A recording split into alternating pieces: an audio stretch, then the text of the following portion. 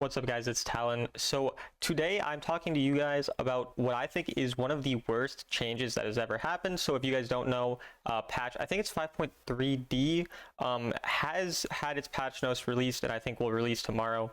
I will have a full patch notes rundown the day after this video comes out. But this change coming into the game, I need to talk about. I think it is awful. I'm really not looking forward to it, and I just wanted to talk about why. I do want to talk about the positives of it as well, because there are some potential positives.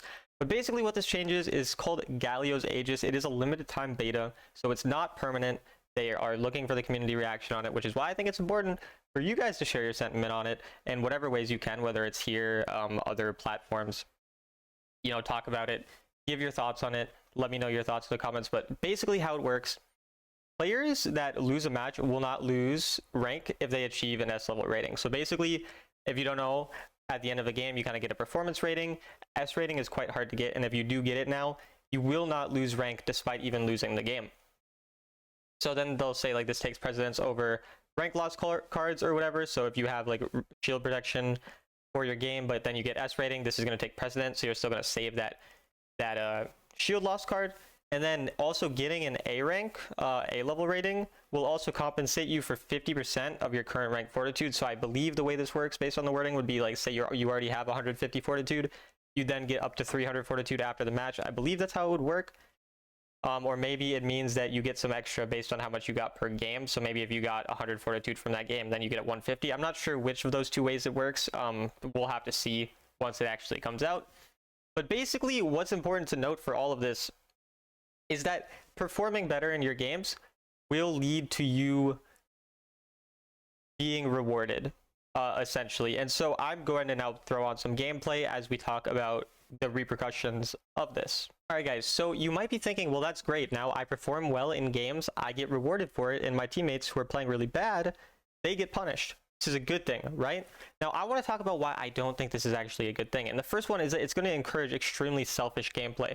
So some examples of this, if I'm playing support, say I'm a Lulu, I would literally be encouraged to take the kill, and a free kill in my lane from my hypercarry ADC in order to prioritize my own rating in a game, for example, or just various different things where, again, as a support, I would be incentivized to let my teammate die, even if it's better for me to save my, kill myself for my carry and save my carry's life.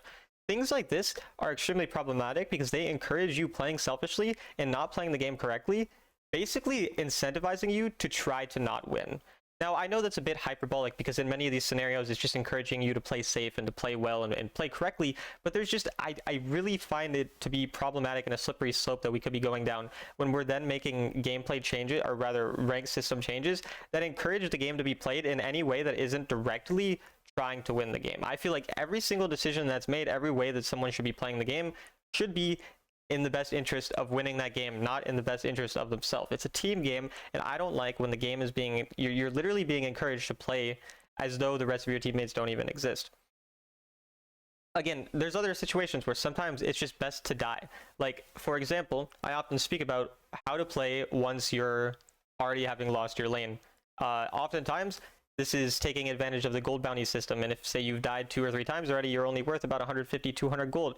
And at that point, you are literally worth as much as a minion wave. So if you can die, but get a minion wave and a turret, that's valuable for you. But now it's less valuable because, sure, you do get, performance-based things based on your turret damage, based on your other things, but you're also dying for it. And so it just encourages incorrect gameplay. Even, again, I talked about how to side lane, for example. It's perfectly fine to make risky plays on side lane when there's no objective up and there's nothing to lose if you have certain information and certain things at your disposal. But now, again, this is just something that now people are going to be second guessing themselves. They're going to be thinking, well, I just need to stay alive and protect my KDA. They're going to be prioritizing KDA. They're going to be prioritizing dealing as much damage to champions. For example, you might play to just poke your laner over and over again and get as much damage on him, even when that might not be the best course of action. It might even be better in some situations to try to kill the tank because the tank has more HP and therefore you're going to deal more damage to them, even though you want to be killing the squishy champion because, say, you're an assassin, for example. And it's just like all of these things are just encouraging you to not play the game in a correct way, essentially. And I find that to be very, very problematic, especially, again, not just for this individual change, but for potential future changes that could follow. Because it is the reality that getting an S rating in a loss is very unlikely. I think I went through my match history, and I'm someone who, I mean, I do perform well in games. I have probably more S ratings on average than most players. And throughout, I think, whatever my match history is full of like 20, 30, 40 games, something like that. I have 2 losses where I got S rating. So it's not like this thing would be absolutely game breaking, absolutely game changing, where it's just like going to ruin the entire game. And so when I say, I don't know exactly how I'll title this video, but I will title it something along the lines of this, being something that could ruin the game or could lead to, it's a very bad change, basically. And I do think it is, but I don't want to over exaggerate. The game is still going to be playable. This isn't something that should make you want to like quit the game. Again, it's not going to affect a lot of people super drastically because, again, you don't get S ratings that often, and you do get A ratings more often. So the A rating thing will be a bit more common, but still isn't going to be anything crazy. But another issue with this as well is that it will encourage game spamming because there's no opposite to this. And what I mean by that is there's only a positive thing where if you perform well, you gain more, or rather you don't lose stuff.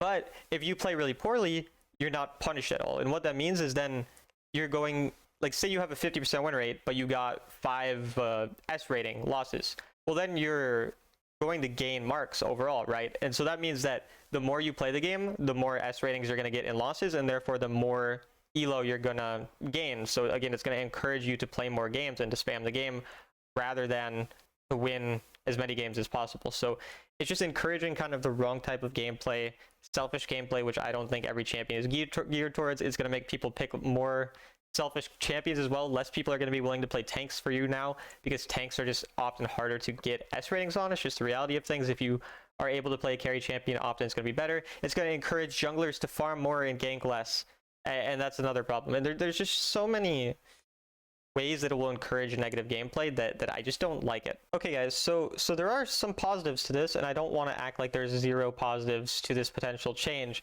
And the first positive is that it means that Riot are directly paying attention to the fact that people are unhappy with the ranked experience and they're trying to change it. And I want to acknowledge that that's great that they're trying to change it.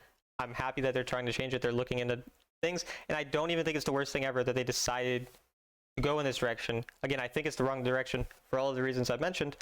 But I am, I would prefer trying to do something rather than trying to do nothing. Again, we as a community can communicate to them what we think it can be done differently, what we think is good and bad.